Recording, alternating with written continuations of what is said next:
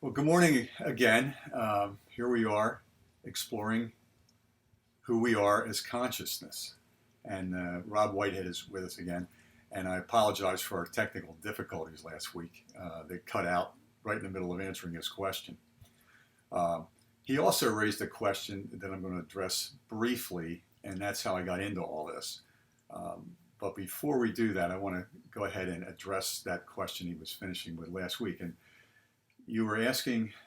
The uh, question was that with this state of consciousness, is it something that you achieve, something that you go to, something that you attain, or is it something that you just have, you repose in it, you rest in it, and it's part of you all the time? Right. It's true. It's part of you all the time, but most of the time we're not. Our mind is so caught up in so many other things, all these objects, whether they're inner objects of thoughts, feelings, sensations, or whether they're outer objects, um, plants, trees, buildings, cars going by, sounds, sights, um, all the things that grab our attention. And so, what I was beginning to say last week was what we do. It's a practice that some of the spiritual practices teachers advocate as a spiritual practice, and that is to use these objects to point back to that which we are most fundamentally. The bedrock of our existence is I am. I exist. Every morning we wake up, as I mentioned last week, the first thing we're aware is I'm aware that I'm aware, and that goes away so quickly because next thing you know, I'm aware of the dresser, I'm aware of thoughts of what I'm going to do for the day, I'm aware of what happened yesterday, I'm aware of the carpet as I stand on it and get out of bed, and all that. And so our whole awareness gets cluttered up with stuff. And what we're doing in terms of exploring who we are as consciousness, we're really learning how to kind of, in a way, it's kind of stepping back or relaxing back into that space where we're just being aware of being aware, doing some breathing and just accessing what's always there. But in a sense, it's an attainment, it's an achievement at the same time for our mind to turn around and look inside. But in looking inside, we have to look past the inner objects as well as when we close our eyes for meditation, we're shutting out the outer objects, and that is our perception. So think of it this way. We have three areas of experience. And I guess I really want to emphasize that this is all about experience. It's not so much theory or anything. It's really about close examination of our experience. Okay, so one area of our experience is mind, thoughts, um, images, or you think about what is mind? What do we really know about mind? We don't really know a mind like a chunk of something in our head, like equated with the brain. We have an activity of thinking, we have an activity of imagining. Okay, what's the other area of experience? Body. We have sensations. What do we really experience in our body? We can see our body. I can see my hand, I can see my legs and so forth, and I can see myself in a mirror. Uh, so there's the experience of the body as a seeing, and it's a sensing. Primarily, our body is all these sensations: hot, cold, pleasurable, painful, an ache from working out. So the second area we say of experience is really the body. The third area would be the world. And what is the world? What do we really know of the world? We only know what we see, hear, touch, taste, and smell. So really, this what we call world as an experience, it really perceptions. And these perceptions are seeing, an activity of seeing, hearing, touching, tasting, smelling, and so forth. So what we're going to do when we're really going to access who we are as consciousness, we're going to close our eyes to shut out the world for a moment, take a breath and bring our awareness to that sensation of the air going over our nasal membranes, our sensitive membranes, and bringing that air in and just noticing it's a little cooler in body temperature. So just bring it in, feel cool. As it warms up in your body, the air equates with your body temperature. So when you exhale, you barely notice it, and you just feel cool, and then warm, calm. So cool in, warm and calm out. So you can visualize this image I like for this is almost seeing yourself in a hot tub on a cold day where the air is cool, but from the shoulders down, you're warm and calm. Now, I'm going to get into the steps of that. That's from my first book, 8 Steps to Love, where there's some steps you can use, which we'll get into another time about transforming stress. But what we're really talking about today is really transcending stress and accessing that peaceful place that is the consciousness that we are. Now, it's been said in the spiritual traditions then that we can't really know who we are as an object. We're an eternal subject. But even to say that, to use the word subject, it's almost to make it an object, because we think of it, it's out there. So in the ancient Upanishads, which is the oldest spirituality on the planet in terms of from the Hindu Vedas, these wise sages back then really knew. They were very good psychologists in the sense of really examining our inner experience. And what they said is that which cannot be seen with the eyes, but that whereby the eyes see, know that alone is spirit or consciousness. And they add on, and not what people here adore, because we adore all the stuff, we adore all the objects. The second thing they say is that what we cannot, that which we cannot see we cannot hear with the ears, but it's that by which the ears hear. No, that is spirit. That's that aliveness. That's that consciousness. And lastly, that which we cannot think about, but that which we use to think, that too is what we're talking about. So in all these cases, we can't really experience it as an object. We can only be it. So in that sense, it's always there. So if you had no awareness, this whole experience we're talking, it wouldn't be here. And it's so easily overlooked.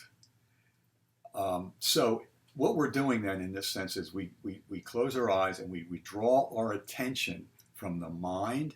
And I advocate kind of, as you close your eyes, kind of notice some thoughts in your mind, bring your attention to your head. So we're drawing our attention from the mind, and then we're drawing our attention from the body. So notice sensations in your body.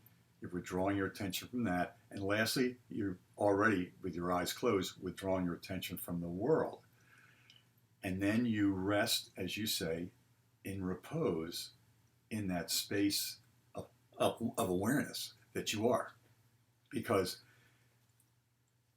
we are, as Eckhart Tolle has once said, we're like the night sky.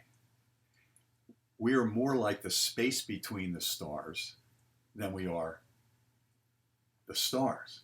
Now, we are the stars in that we have form, we have physical form. Our thoughts have forms in our heads, like so many stars in a way. But that background experience is who we are. And you could think of it as space. But to say space is to make it an object, but it's space-like presence of awareness. All right, so the next question that I have for you is, for many years, you had a psychology practice, and you dealt with probably the narcissistic personality. Would it be a fair statement to say that this practice or this realization is an antidote to the narcissistic personality? Yeah, it's interesting, because what you're actually doing is you're stepping back from the ego or the identification with the body and mind, which we all are, and we need to have as we operate through the world.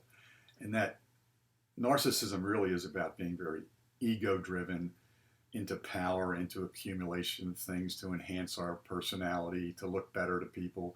And I remember, as a little aside, and I was once on MSNBC talking about a young man who shot his teacher, whom he really loved. And he was only 13 years old, and it was at the end of the school year. And what had happened was the teacher made him look bad in the classroom. He tossed him out of class at the end of the school year. His name was Nathaniel Brazil. So Nathaniel left. He got very angry, came back with a gun, a 25 caliber, and he confronted the teacher, and the teacher then said something again that he felt embarrassed by, and he shot him. And so narcissism, one of the things about narcissism, one of the most dangerous things psychologically is narcissistic rage. You make me look bad, I want to kill you. Mm-hmm.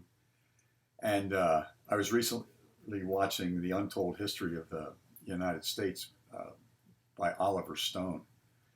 And we know Oliver Stone from Platoon, and we know him from other JFK, great movies. Anyway, he really takes a look at World War I, and we so rubbed, the Allies, Germany's face in the mud, that they came back enraged and so much stronger.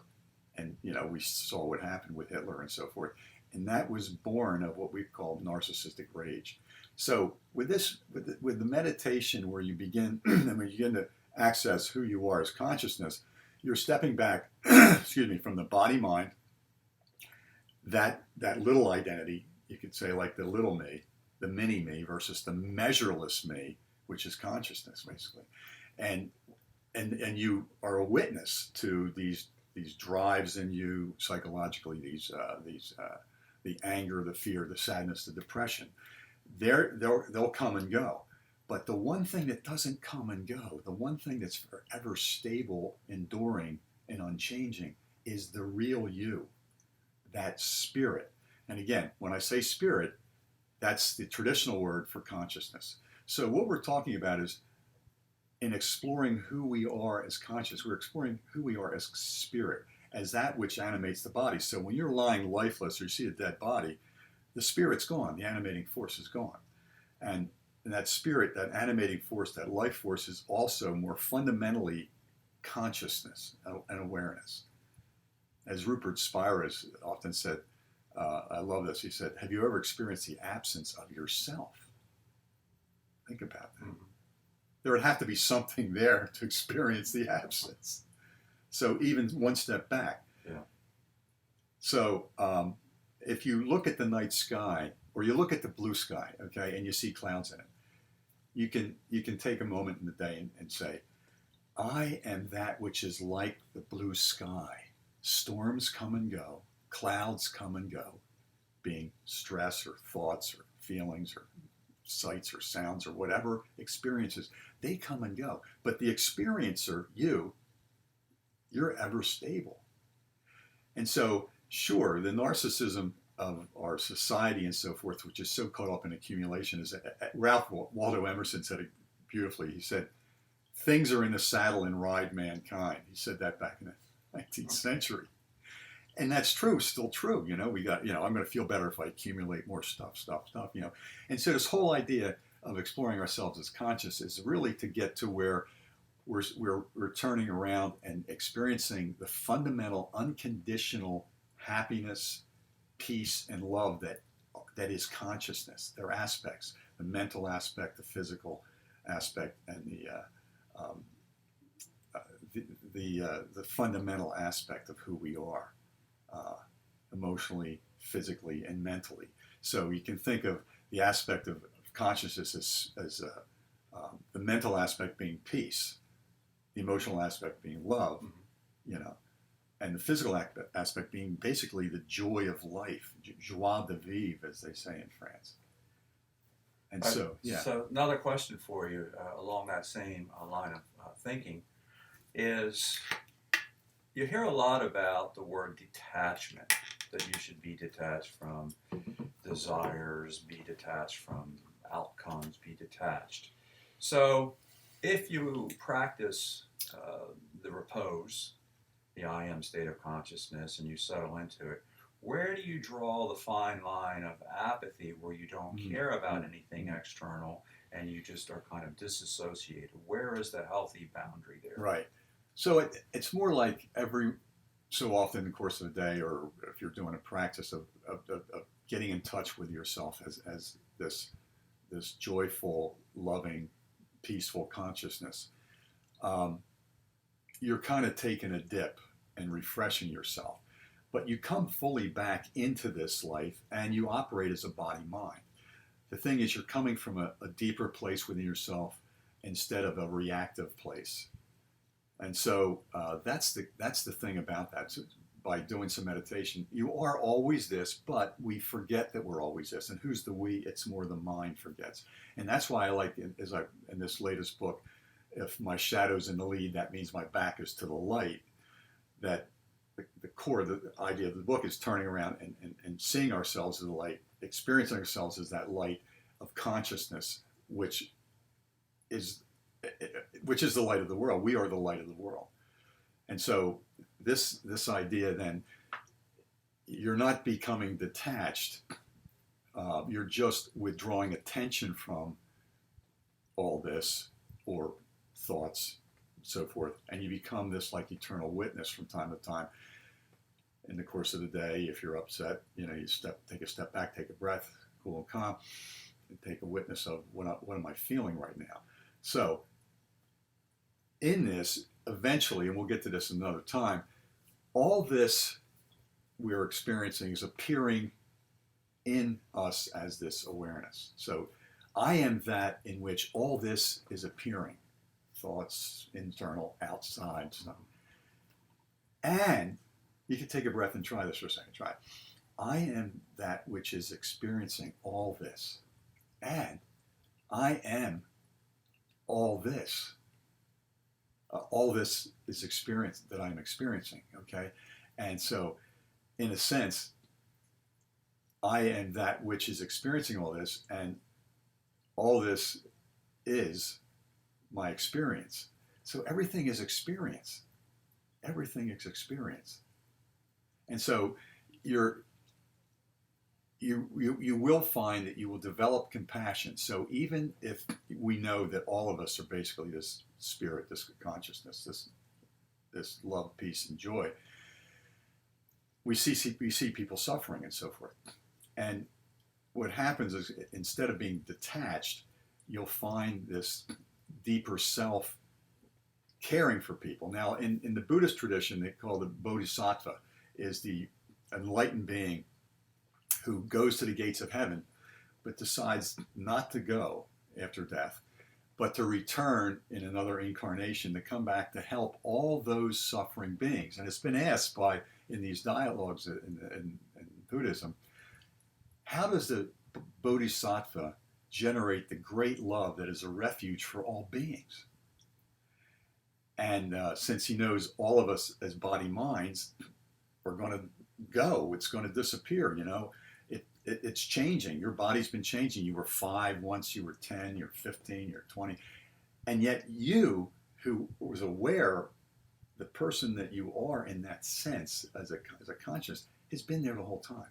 It's been unchanging. Like a sidekick, or like a guardian angel, if you will. It's the you. But so in this sense, the bodhisattva realizes, he remembers when he felt all the suffering that came with believing he was a body that was going to die, and a mind that was going to be lost eventually, and a memory that was going to go. All these things that change. He knows how that made him suffer. So he comes back to help us discover who we are as this light of consciousness.